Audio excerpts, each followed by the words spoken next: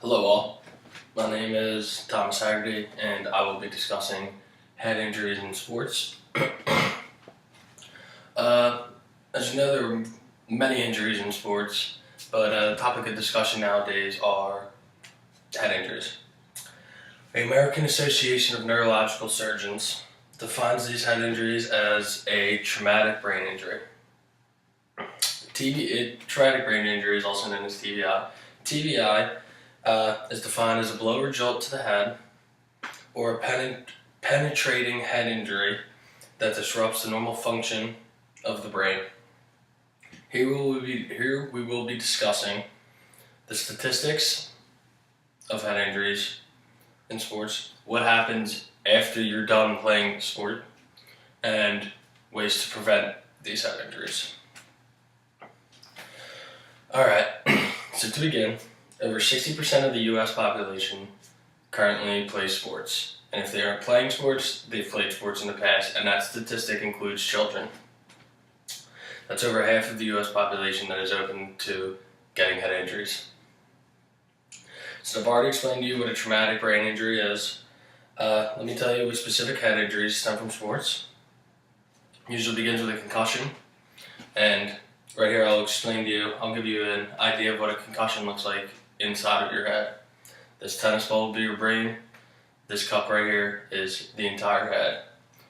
When you get a concussion, when your head moves, the ball's supposed to stay, but when you get a concussion, listen. You hear that? You hear that? That's the jolt. That's the thing where your head is shaking and it's hitting against itself, and that is not good. Therefore, a concussion is a low velocity injury that causes the brain shaking, resulting from contact.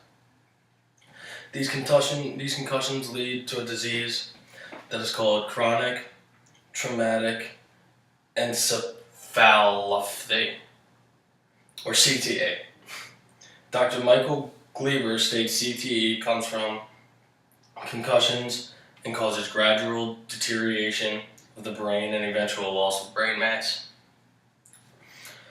In this speech, as I stated earlier, we will be discussing the statistics of these head injuries, as well as what happens after you're done playing the sport, and then how you can prevent them. First topic here, we'll be discussing the numbers, so let's get into them. Most popular sports in America go as follows in no particular order: basketball, baseball, football, hockey. 2009, the American Association of Neurological Surgeons did a study and figured out how many U.S. hospital emergency rooms had to deal with patients that came from sports head injuries. And it goes, football is around 47,000, basketball is around 35,000, baseball and softball is around 38,000, soccer is about 24,000, and hockey is about 8,000. That is a total of around 152,000 reported head injuries. Keyword reported. Now, for all you future or even current parents, I think it's important that you know these same 5 sports and where the children come into place. So these are 14 and under. It goes.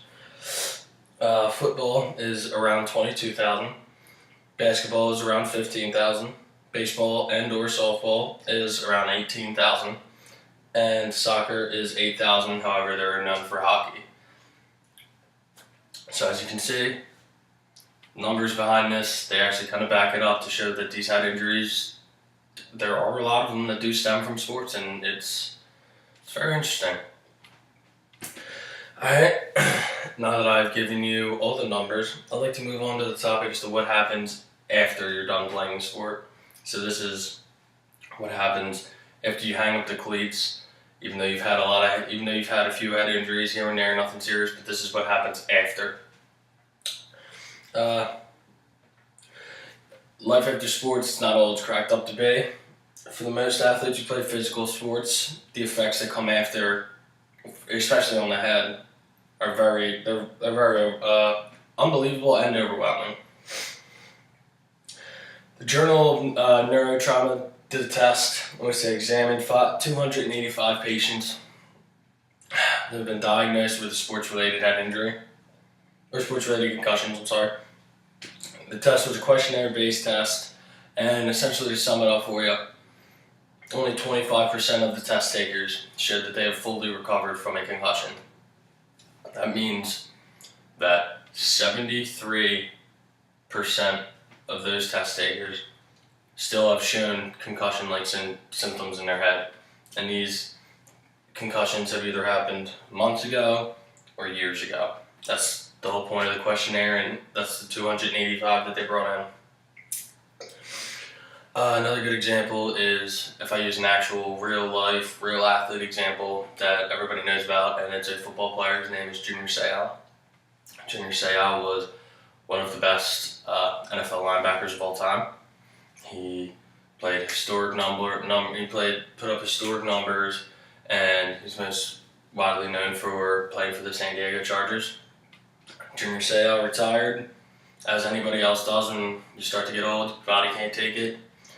And on May 2nd, 2012, at the age of 43, he decided to take his own life and he committed suicide. Where does this come in? Comes in because Junior Seau did not seem like the person that would do that. However, when he was done with football, his family said that he acted real weird. So of course they did the tests after autopsy, everything. Turns out Junior Seau had CTE. It's a huge deal.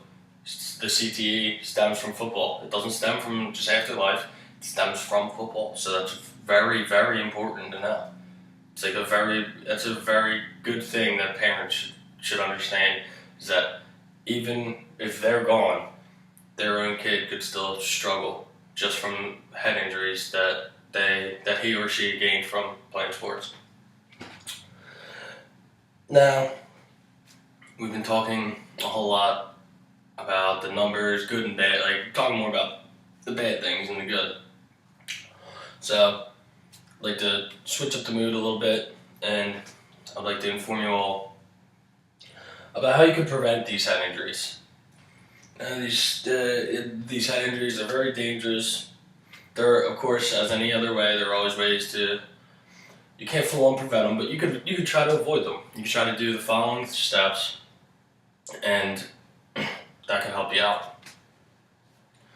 The most important thing I know, and I've grown up with, is the education about head injuries. It's very important that parents, coaches, they all need to read up on it. As a matter of fact, nowadays, coaches have to get certified for a safety test, and these safety tests are heavily revolved around head injuries and concussions and things like that. Also, parents, it's very important to be educated on this. For example, your kid gets hit playing football. It's better to know what the signs of a concussion are to get him to the hospital rather than sit back and wait on it, and then 3 days in you realize that your kid's got a concussion, and now you're late on how you're going to figure it all out. So education is very important. The next thing is equipment. So equipment is a very big thing.